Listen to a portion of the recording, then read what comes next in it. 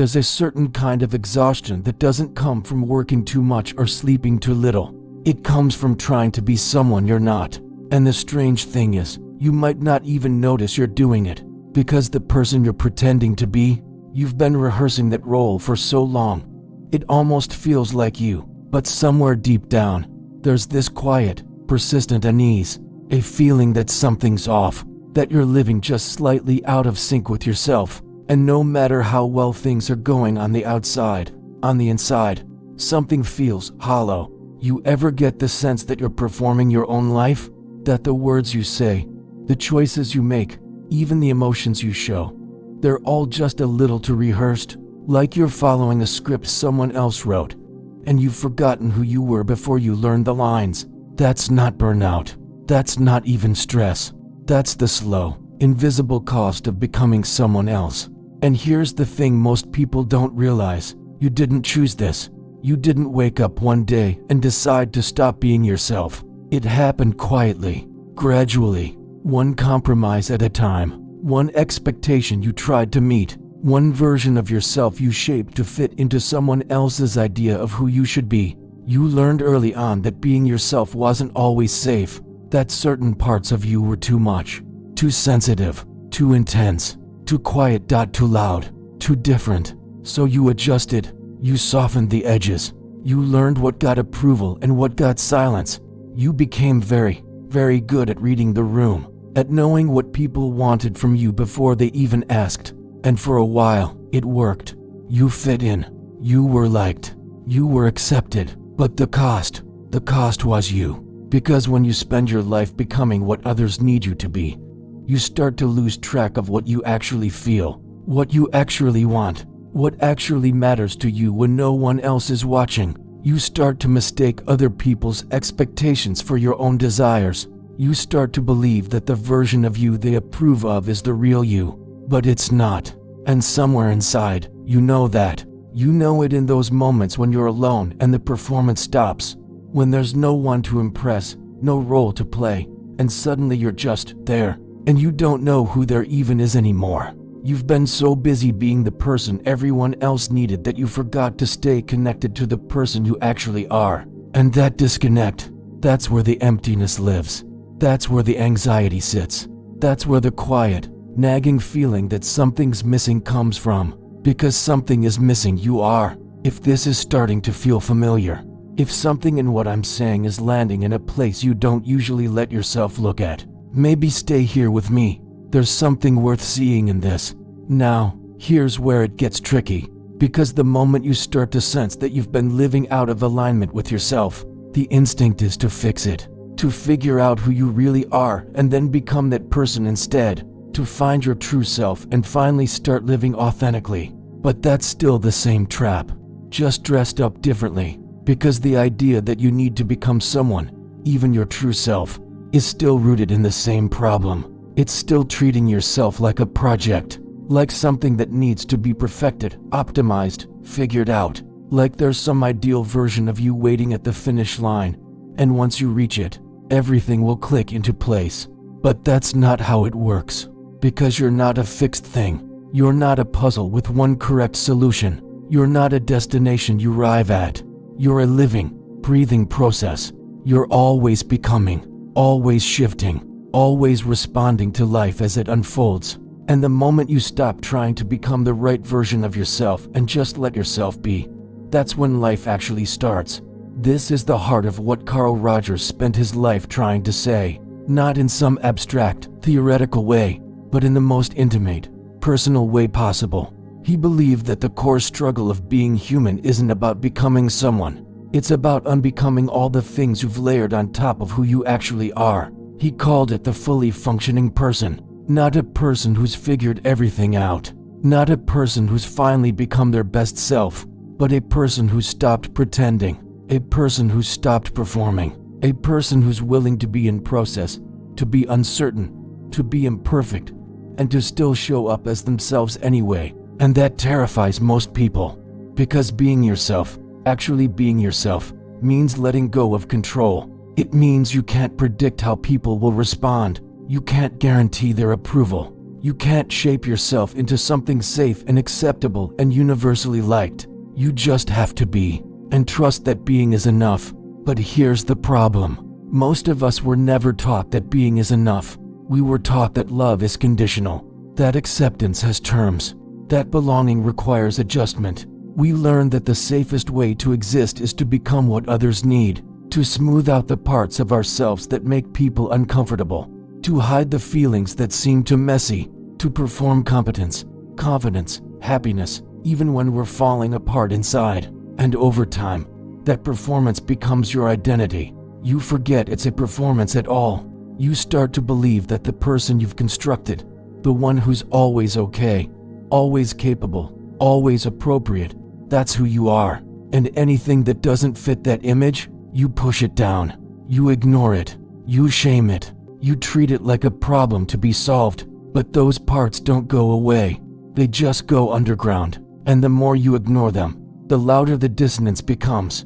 The more distant you feel from yourself, the more exhausting it is to keep the act going. And eventually, something breaks. Maybe it's a crisis that forces you to stop. Maybe it's not dramatic at all, just a slow, creeping numbness that settles in quietly over time. A sense of going through the motions, of waking up, functioning, doing what needs to be done, and still feeling strangely absent from your own life. But at some point, you can't ignore it anymore. You can't keep pretending that everything is fine when nothing feels real, when even the things that once mattered to you feel distant or hollow. And that's when the real question surfaces. Not who should I be, not how do I fix myself, but something much more unsettling and much more honest. Who am I? When I stop trying to be anything at all. If you're still here, if you're feeling something shift inside you as you listen to this, a tension, a recognition, a quiet discomfort, I want you to know that isn't random. That's not coincidence. That's recognition. Something in you knows this is about you, and maybe it's worth acknowledging that. Maybe it's worth letting yourself be seen, even in a small way, by subscribing, by leaving a like, as a quiet signal to yourself that you're ready to stop pretending, that you're ready to start listening to what's actually true for you. So what does it actually look like to stop becoming someone else? What does it mean, in real life, to stop performing and start being? It doesn't mean you quit your job, burn your life down, and start over from scratch. It doesn't mean you suddenly become brutally honest with everyone about everything you feel. It doesn't mean rejecting society, relationships, or responsibility. That's not authenticity. That's just another performance in disguise. What it really means is that you start paying attention to the moments when you're pretending without even realizing it, to the times when you say yes while something in you quietly says no, to the emotions you've learned to dismiss, to the desires you've been afraid to admit, to the parts of yourself you've kept hidden because they didn't fit the image you were trying to maintain. It means you begin creating space for the truth, not the truth that sounds noble, not the truth that earns approval, but the uncomfortable, inconvenient, sometimes confusing truth of what you're actually feeling and wanting right now. And here's what starts to happen when you do that. You slowly stop needing to control how people see you, because you're no longer invested in being seen a certain way. You're no longer trying to manage every impression. You're just being what you are.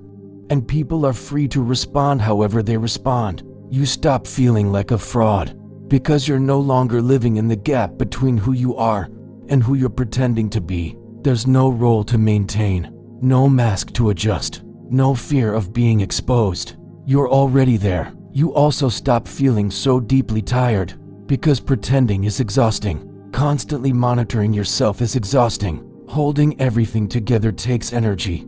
And when you let that go, when you stop trying to be anything other than what you are, that energy starts to come back. But here's the hardest part, and this is where most people turn back. When you stop becoming someone else, you have to let people be disappointed. You have to let them misunderstand you. You have to let them miss the version of you that was easier, quieter, more accommodating.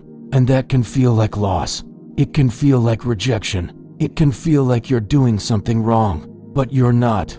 You're just finally doing something real. And the people who can meet you there, the people who can truly meet you in that quiet, unguarded place, the place where you're no longer trying to impress, explain, or defend yourself. Those are your people, not because they're flawless, not because they never misunderstand or judge, but because they're willing to show up without armor too. They're willing to be imperfect, uncertain, and real alongside you. And real connection, the kind that actually nourishes you, can only happen between people who are willing to stop hiding. Everything else is just performance meeting performance. A carefully managed version of you interacting with a carefully managed version of them. And no matter how polished or successful that interaction looks on the surface, it will always feel strangely hollow, because it is. There's no one really there, just roles, expectations, and fear-wearing human faces. Rogers believed that every human being carries within them an innate drive toward growth, toward wholeness, toward becoming more fully themselves. He called this the actualizing tendency, and he didn't mean striving to become someone better, stronger, or more admirable in the eyes of others. He meant something far quieter and far more radical. He meant unfolding into who you already are beneath the layers of conditioning, beneath the fear of rejection, beneath all the rules you learned about who you were supposed to be in order to belong. But that unfolding can't happen in just any environment. It only happens where there is safety, where you don't have to justify your feelings, where you don't have to explain your existence, where you're not constantly scanning the room to see if you're acceptable. An environment where you're allowed to simply be, and where being is enough. And if you didn't grow up in that kind of environment, if love felt conditional, unpredictable, or fragile, then of course you learned to hide. Of course you learned to protect yourself by becoming someone else. You learned which parts of you were welcome and which parts needed to be tucked away. You learned how to read the room, how to adjust, how to perform. And that wasn't a flaw. That was survival. But at some point, survival stops being enough. At some point, you realize that while the danger may have passed, the habits remain. You're safe now, but you're still bracing. You're still performing. You're still living as though your existence needs to be earned, as though you have to prove your value before you're allowed to relax into yourself. And you don't. You never did. You don't have to be smarter, kinder, more successful, more confident, more composed, more agreeable, or more anything. You don't have to justify your place in the world by being useful, impressive, or easy to deal with. You are allowed to be a whole, complex, contradictory human being. You are allowed to not have answers. You are allowed to change your mind. You are allowed to be uncertain, messy, unfinished, and still worthy of love and belonging. But you have to give yourself permission first, because no one else can do that for you. And this is where so many people get stuck. They wait. They wait for reassurance. They wait for approval. They wait for proof that it's finally safe to stop pretending. But that permission never comes from outside. It can't. Because the world can only respond to what you show it.